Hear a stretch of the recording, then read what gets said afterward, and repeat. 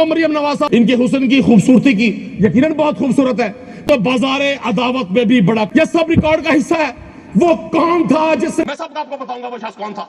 जात पर तनकीद नहीं करना चाहता, मुझे कौम को बताने दीजिए। मुनाफिकत ना करें, ये इक़्तिदार में बैठकर वजारत की मंजर बाट ना करे, ये पाकिस्तान के वसाइल में डाका मत डाले, ये कागजों से हमें बेवकूफ मत बनाए। जनाब स्पीकर, आज उस शख्स के नाम लेने पर पाबंदी है। खुदा की कसम, उसने इस कौम के लिए जो कुछ करना था वो अपने हिस्से का काम कर गया। दरिया को अपनी मौज की तुग़यानियों से काम, दरिया को अपनी मौज की तुग़यानियों से काम, कश्ती किसी की पार हो या दरमियान रहे। मेरे दोस्तों, आज अगर आप आकर इनकी बातें सुनते हैं तो आपने डिसाइड नहीं होना। मैं ऐसी असेंबली का हिस्सा था, मैंने देखा कोविड में कैसे पंजाब की गवर्नमेंट ने काम किया। अस्सलामुअलैकुम नाज़रीन इकराम, ये वीडियो मुलाहिज़ा कीजिए, फिर तफसीलन बात करेंगे। उन्होंने उस 5 साल में मोहसिन नकवी साहब का 1 साल भी शामिल ना किया।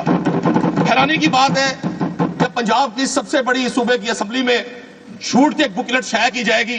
जनाब स्पीकर, मुझे बड़ी हैरानी हुई उस वक्त। ये मेरे पास एक डॉक्यूमेंट है जिसमें 52 एग्रीकल्चर की ऑन गोइंग स्कीम्स हैं जिन्हें इस बजट में अपने प्रोग्राम का हिस्सा बनाया। ये बहुत सारे यहाँ नौजवान हमारे एमपीएस बैठे हुए हैं हमारी इस साइड पर, ये सारी यंग लॉट है पाकिस्तान की। ये भी सुनते होंगे कि एक वजीर आला पर बड़ी तनकीद की जाती है। उस वजीर आला ने 5 साल यहाँ क्या किया होगा? ठीक है, आज वो साम्राज्य के हाथ चढ़ गए। हमारे वो वजीर आला अगर वो हमारे साथ होते तो यहाँ होते, या किसी जेल में होते, या अपना फॉर्म 47 लेकर किसी आरओ के पास नतीजे को ठीक करवा रहे होते। मैं गुजारिश कर दूं, उस वजीर आला के पीछे एक शख्स था। वो शख्स कौन था? आज इस पूरे अवाम को मैं बताना चाहता हूं वो शख्स कौन था। किसने पाकिस्तान में, पंजाब में सबसे पहले 1950 में जो शुगर केन फैक्ट्री कंट्रोल ऑर्डिनेंस बना 1950 में, किसने शुगर केन के फार्मर को वो ऑर्डिनेंस 2020 में चेंज करके दिया? मैं सबको आपको बताऊंगा वो शख्स कौन था। जनाब स्पीकर, शुगर केन का फार्मर अपना गन्ना लेकर, ट्रॉलियां लेकर 15-15, 20-20 दिन शुगर केन फैक्ट्री के बाहर खड़ा रहता था। वो कौन था जिसने सितंबर 2021 में sugar cane factory control ordinance को sugar cane factory control act के जरिए से असेंबली से पास करवाया और शुगर केन के फार्मर को निजात दी आड़ती से, शुगर मिल्स की माफिया से? वो शख्स वही था जो अडियाला में बैठा हुआ है, वही शख्स था। सर, वो कौन शख्स था जिसने कोविड में पंजाब में एग्रीकल्चर इमरजेंसी प्रोग्राम नाफिज किया? मेरे नौजवान दोस्तों, आपने हिम्मत नहीं हारनी। ये एक बयानिया के जरिए में दबाना चाहते हैं। मैं खुद एग्रीकल्चर ग्रेजुएट हूं। पाकिस्तान की 76 साल की तारीख में अगर किसी प्राइम मिनिस्टर ने, अगर किसी गवर्नमेंट ने पंजाब के एग्रीकल्चर को फोकस किया तो उसका नाम इमरान खान है।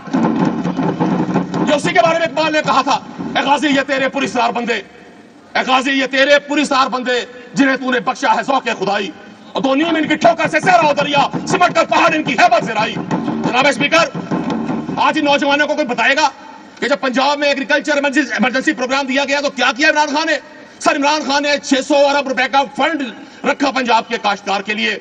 इमरान खान ने पंजाब के काश्तकार को वो स्कीम्स दी, पाकिस्तान की तारीख में पहली बार पंजाब के काश्तकार को सब्सिडी दी गई, सोलर पैनल्स पर सब्सिडी दी गई, एग्रीकल्चर प्रोडक्ट्स पर सब्सिडी दी गई, फर्टिलाइजर, पेस्टिसाइड और हर्बिसाइड पर 50% सब्सिडी गवर्नमेंट ऑफ पंजाब देती थी। आज वो चीफ मिनिस्टर हमें छोड़ गए, लेकिन उसके पीछे जो क़यादत थी वो अडियाला में है। ये वो वही शख्स है जिसके तासुब में, जिसके हसद में, जिसकी आग में ये सब उतरा है। ये वही शख्स है जिसने कोविड में पंजाब के काश्तकार को सपोर्ट किया। जनाब स्पीकर, मंसूबे लिखे हैं इसमें ऑन गोइंग स्कीम्स में। मुस्तफा शाहजहां रहमान साहब की कल बड़ी तारीफ की मेरे एक दोस्त ने, इनके हुस्न की खूबसूरती की यकीनन बहुत खूबसूरत है, लेकिन क्या ये बता सकते हैं? और ये पूरा ये ट्रिलियन वेंचर का मेरा दोस्त 52 मंसूबों में से कोई 5 मंसूबे इनमें से उठाकर बता दे, इसमें से कोई एक मंसूबा मरियम नवाज साहब ने दिया, मैं इनसे माफी मांगूंगा। ये सब मंसूबे इमरान खान के दौर के शुरू किए गए। तू तो बाजारे अदावत में भी बड़ा खोटा निकला, तू तो बाजारे अदावत में भी बड़ा खोटा निकला।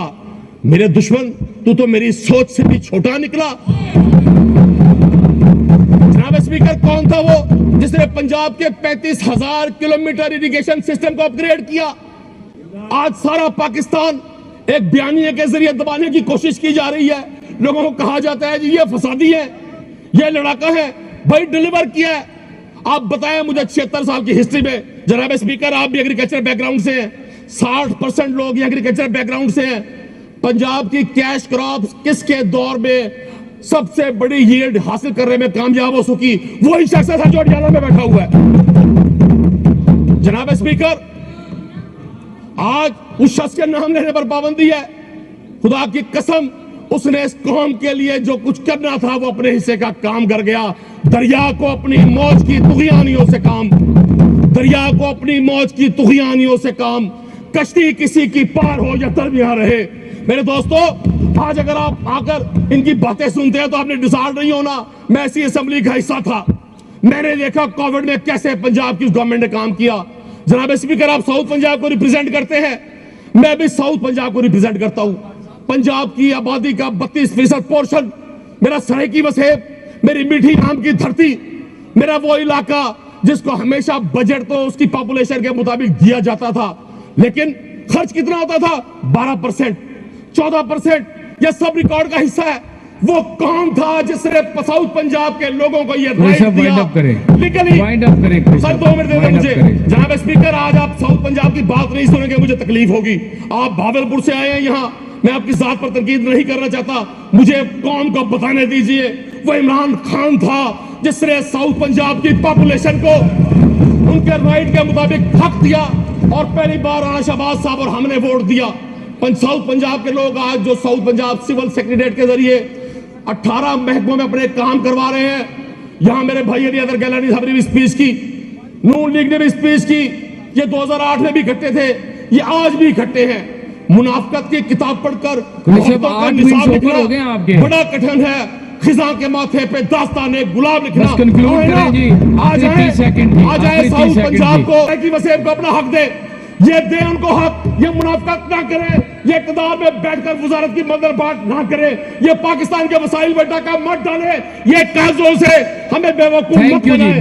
नाज़रीन इकराम, ये वीडियो तो आपने देख ली। नाज़रीन, जेल से इमरान खान साहब ने कहा है कि अब मेरे पास और कोई रास्ता नहीं बचा, अब जो मेरे केसेस हैं मैं उनको आलमी सतह के ऊपर उठाऊंगा। अब क्योंकि पाकिस्तान में तो अदालतें जो हैं वो इंसाफ दे नहीं पा रही। इमरान खान साहब के इतने अरसे से केसेस चलते आ रहे हैं, बेगुनाह इमरान खान साहब जेल में कैद हैं, तो अभी तक इमरान खान साहब को जेल से इंसाफ नहीं मिल सका। तो इसीलिए इमरान खान साहब ने कहा कि मैं अब अपने केसेस आलमी सतह पर उठाऊंगा।